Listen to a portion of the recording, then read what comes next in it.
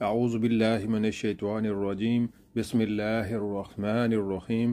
حضرت عبداللہ بن مسعود رضی اللہ تعالی عنہ بیان کرتے ہیں، کسی آدمی نے عرض کیا، اللہ کے رسول، اللہ کے نزدیک کون سا گناہ سب سے بڑا ہے؟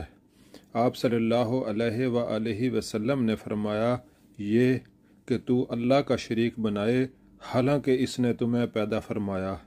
اس نے کہا، پھر کون سا؟ آپ صلی اللہ علیہ وآلہ وسلم نے فرمایا، یہ کہ تو اس اندیشے کے پیش نظر اپنے بچے کو قتل کر دے کہ وہ تمہارے ساتھ کھائے گا۔ اس نے عرض کیا، پھر کون سا؟ آپ صلی اللہ علیہ وآلہ وسلم نے فرمایا، یہ کہ تو اپنے پڑوسی کی بیوی سے زنا کرے۔